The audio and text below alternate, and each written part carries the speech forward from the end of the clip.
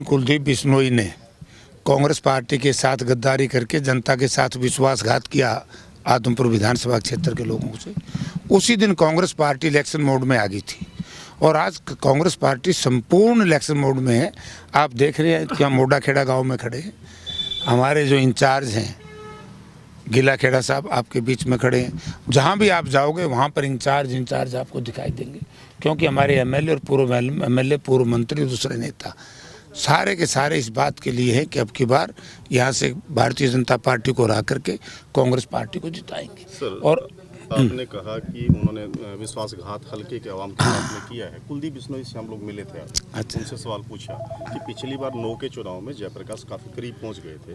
उन्होंने कहा कि नहीं, जयप्रकाश तो सिर्फ झूठा आदमी है, बड़ा ड्रामेबाज है, बहका करके वोट ले गया था, मैं हल्के में टाइम नहीं दे पाया। रिएक्शन आपका? तो फिर किसकी गलती है? मैं तो कैसे भी करके वोट लूंगा। वो वाला हल्के में टाइम क्यों नहीं दिया? क्योंकि भोग विलास की राजनीति करता है या हिंदुस्तान का धन विदेशों में ले जाकर के ऐश करता है, इसलिए लोगों ने रिप्रेजेंटेटिव बनाया है। तो क्या गलती किसकी है? ये आदमी मानसिक संतुलन खो बैठा है। जिस दिन से जयप्रकाश का कैंडिडेचर कांग्रेस पार्टी ने अनाउंस किया, उसी दिन से भारतीय जनता पार्टी और उसके लोगों को आग लगी हुई है, क्योंकि आज भारतीय जनता पार्टी का नाम नहीं ले सकता गांव में जाकर के कोई। बहुत बुरी हालत है। कांग्रेस में जाकर के कहता था मुख्यमंत्री बनूंगा, आज कह दो ना, आज कह दो जो मनोहर लाल मन से तरह न डाल लेते। तो जहाँ कांग्रेस पार्टी का वर्किंग कमेटी का मेंबर था, आज वो एक भारतीय जनता पार्टी का 25 पैसे का मेंबर है। तो ऐसे व्यक्ति के बारे में मैं तो हमेशा कहता हूँ कि आप भी ऐसे भी अनुरोध करूँगा कि उनसे एक पर्सन पूछ लेना कि जयप्रकाश ही कहते हैं कि मेंटल लेवल चेक करा लो। जिस व्यक्ति को यही नहीं पता कि 2009 में कौन करेंसी थी और 2016 में कौन करेंसी है, तो उस व्यक्ति ने, जिस व्यक्ति ने, और ये तो बाप बेटा ऐसा सौदा हो गया। नहीं, इसको भी उन्होंने सुधारा कि मैंने 2000 का जिक्र नहीं, पैसों का जिक्र किया। चल भैया आए तो अभी एक दिन ये भी भूल सुधारेगा कि लोगों मुझसे गलती होगी, पार्टी तो कांग्रेस ही अच्छी थी। हमारा कहावत है कि अंधेरे में हाथ उठा लेना और रोशनी आ जाए तो फिर कहीं अंधेरे में उन्हें फेंक देगा, आए तो वापिस यहीं। क्योंकि आपको याद होगा 2007 में भी आदरणीय श्रीमती सोनिया गांधी, राहुल जी और चौधरी भूपेंद्र सिंह हुड्डा के खिलाफ तरह तरह के अर्गन प्रचार करके कांग्रेस छोड़ के गया था, और लेकिन 2016 में फिर नतमस्तक होकर के कांग्रेस पार्टी में आया। भारतीय जनता पार्टी 2013 में छोड़ दी, क्या क्या नाप शनाप बातें करी। जयप्रकाश ये बता देना करेक्टर का आदमी है, जो पार्टी छोड़ दी दोबारा उस पार्टी की तरफ देखा नहीं, और जिस पार्टी में चला गया बिना किसी कारण के वो पार्टी छोड़ी नहीं। आपको याद होगा हरियाणा विकास पार्टी का राज था और मंडियाली में गोली चली थी किसानों के ऊपर। मैं मेंबर पार्लियामेंट था, मैंने अपना इस्तीफा दे दिया था। और कुलदीप सिंह बिश्नोई ने क्या कहा था कि 2007 में मैंने पार्टी छोड़ दी और 2009 तक कांग्रेस पार्टी का मेंबर रहा। ये यहाँ करके कहते मैंने पार्टी छोड़ दी, वहाँ कांग्रेस पार्टी का मेंबर था, एमपी था, और आज तो उसके बेटे ने तो जमा और कमाल कर दिया। ये भी मुझे जस्ता है कि उसका बेटा नहीं कर सकता ये काम। ये भी कुलदीप बिश्नोई ने किया है। मनी लॉन्ड्रिंग का पंगा इसने 200 करोड़ रुपया का हिंदुस्तान का धन विदेशों में भिजवाने का जो काम करे, वो इस इलाके का सबसे बड़ा शत्रु है। कुलदीप बिश्नोई के बेटे के खिलाफ आम आदमी पार्टी ने भी और इनेलो ने भी शिकायत दी है कि उसने नामांकन में तथ्य छुपाए हैं केस को लेकर। ये गलत है, ये गलत है, हमने भी दिए हैं। क्योंकि जो भी कैंडिडेट अपना कैंडिडेचर देता है तो उसमें 2 एफिडेविट होते हैं। एक होता है प्रॉपर्टी का, अगर कोई प्रॉपर्टी कम दिखा दे तो उसके ऊपर भी मुकदमा दर्ज होता है और उसका कैंडिडेचर रिजेक्ट होता है। और दूसरा क्रिमिनल केस के लिए एक एफिडेविट होता है, तो उसके लिए भी बाकायदा। क्योंकि मुझे याद है पहली बार जब कोल्लम आया 2004 में, मैं लोकसभा का सदस्य चुना गया हिसार से, उससे पहले मैं बरवाड़ा से एमएलए था। तो मेरे पास एक सरकार की मेहरबानी से बहुत मुकदमे थे, तो लिखते लिखते बहुत टाइम लगा। ये भी भरना पड़ता है कि आपका फला मुकदमे की एफआईआर नंबर, डेट, वो किस स्टेटस पे है, चलान फ्रेम हो चुका है नहीं हो चुका है, चार्जशीट जा चुकी है कि नहीं जा चुकी है, बहस हो चुकी है कि नहीं। तो यानी जो इन्हें तो कमाल ही कर दिया, 1-4 के बदले 1 मुकदमा दिखाया, और जो 3 मुकदमे, तीनों में 7-7 साल की सजा का प्रावधान है। कुलदीप बिश्नोई प्रचार के दौरान घोड़ी पर चढ़े हुए नजर आ रहे हैं, ऐसा ना हो कि जयप्रकाश जेपी को हाथी लाना पड़े। घोड़ी पे कहाँ चढ़े, उसको घोड़ी कौन देवता, कहाँ उसने घोड़ी चढ़नी आई थी।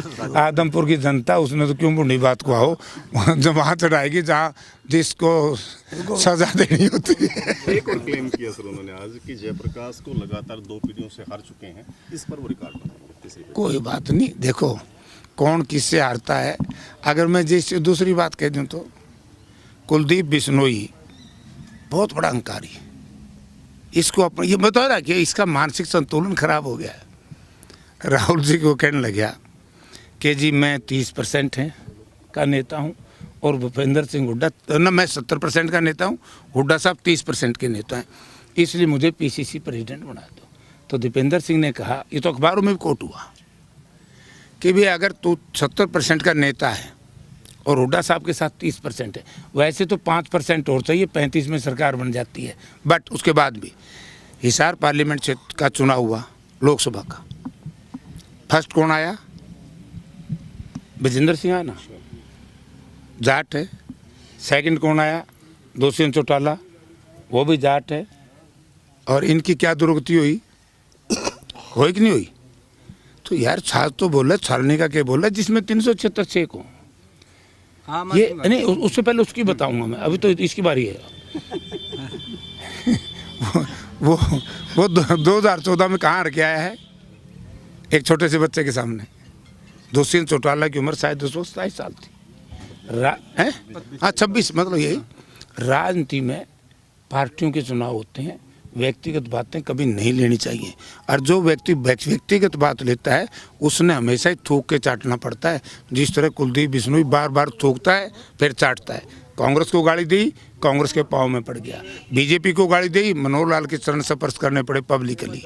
और आज मुझे फिर शंका है कि जो दुर्गति उसकी भारतीय जनता पार्टी में हो रही है वो दोबारा फिर कांग्रेस में आएगा।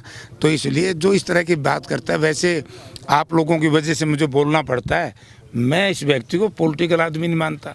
जिस व्यक्ति ने अपने इलाके का सम्मान बेच दिया हो, अपने इलाके का गौरव बेच दिया हो।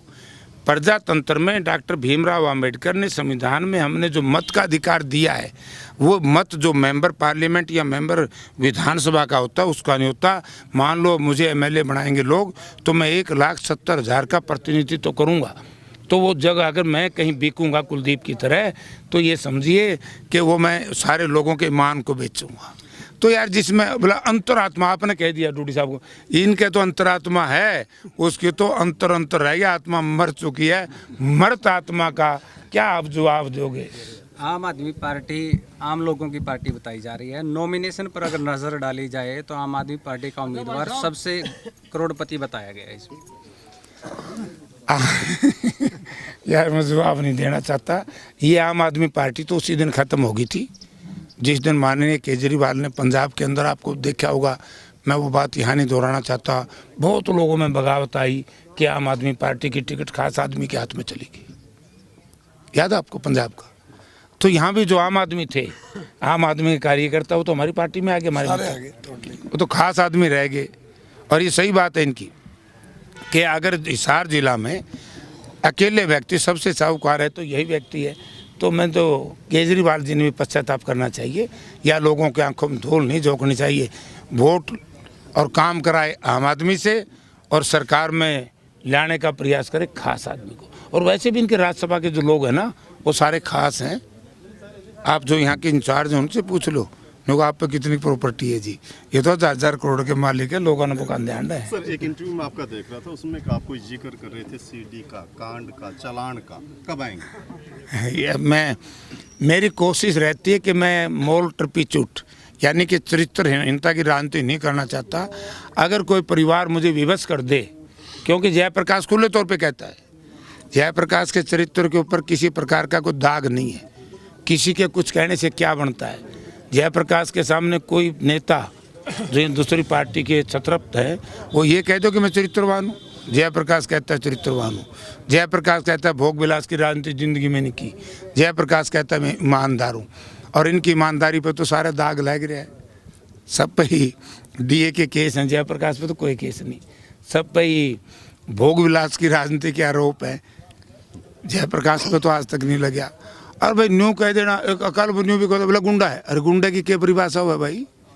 अगर बड़े लोग जनता के साथ ज्यादती करें, उनकी ज्यादती का विरोध जयप्रकाश करे, तो क्या गुंडा की परिभाषा है? वो एक मजबूत आदमी की परिभाषा है जो जयप्रकाश ने 1985-86 में की। इतना